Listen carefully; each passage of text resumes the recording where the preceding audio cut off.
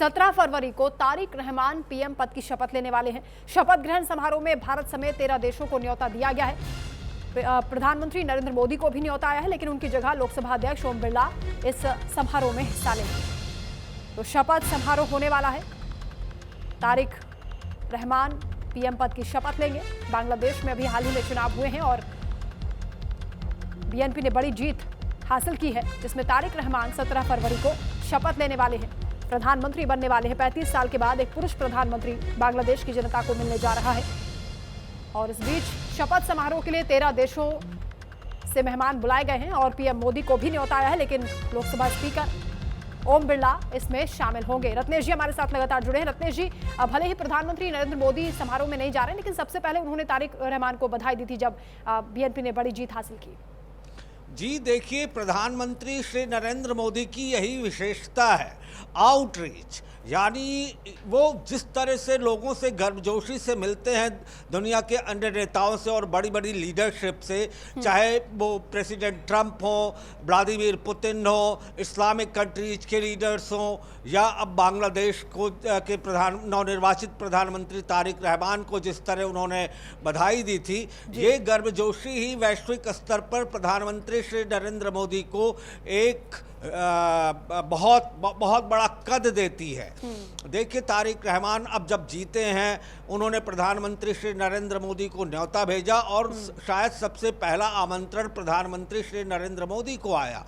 वो तमाम सारी व्यस्तताओं की वजह से या किसी भी वजह से वो नहीं जा पा रहे हैं, लेकिन रिप्रेजेंटेशन भारतीय सरकार का लोकसभा के स्पीकर ओम बिरला जी करेंगे। उम्मीद है कि तारिक रहमान ऐसे समय में बांग्लादेश के प्रधानमंत्री बने हैं जब वहाँ माइनॉरिटीज पर तमाम सारे अत्याचार हो रहे हैं, उनकी किलिंग हो रही है ग्रूसम तरीके से। ऐसे में तारिक रहमान बांग्लादेश के आंतरिक हालात को सुधार पाने में कामयाब होंगे, क्योंकि उनके पास विदेश में रहने का भी अनुभव है और वो उन्होंने अपने घोषणा पत्र में कहा भी था कि वो सबको साथ लेकर चलेंगे।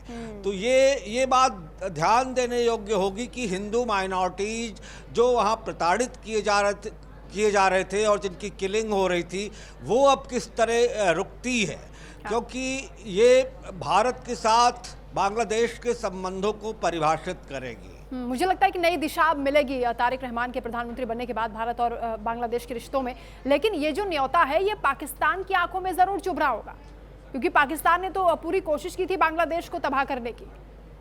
बिल्कुल, देखिए, ये बात छिपी नहीं है कि जो पिछले 1 साल से बांग्लादेश में यूनुस सरकार के अंदर नाक के नीचे हो रहा था, वो कहीं ना कहीं से पाकिस्तान के साथ बढ़ती नज़दीकी से देखा जा सकता है।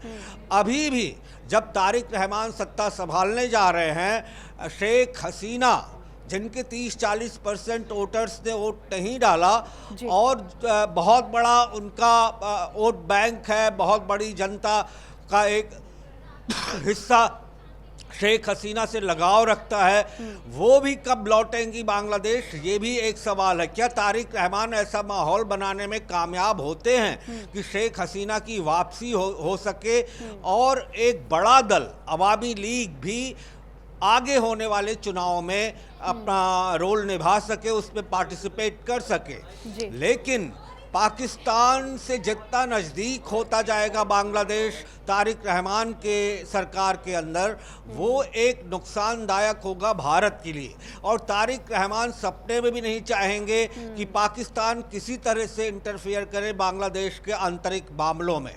यूनुस सरकार की तरह शायद वो बिहेव ना करें कि वो पाकिस्तान के मंत्रियों को बुलाना शुरू कर दें, क्योंकि तारिक रहमान ने ही एक बात कही थी चुनाव के पहले कि 1971 में बांग्लादेश, अगर 1971 ना होता तो बांग्लादेश ना होता।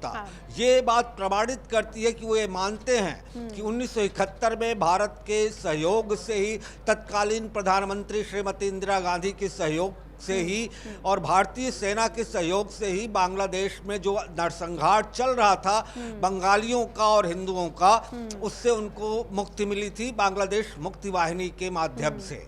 तो ऐसे में ये बात अगर वो अपने बिल्कुल, जहन में मुक्ति बिठा के संग्राम का रखें। जिक्र करते हुए भारत की भूमिका की वो सराहना करते हैं और उसके साथ ही बांग्लादेश फर्स्ट की उनकी नीति है, तो देखना होगा कि उनकी डिप्लोमेसी क्या रहती है, किस तरह से विदेश नीति वो अपनाते हैं, नजर रहेगी। बहुत शुक्रिया रत्नेश जी तमाम बातचीत के लिए।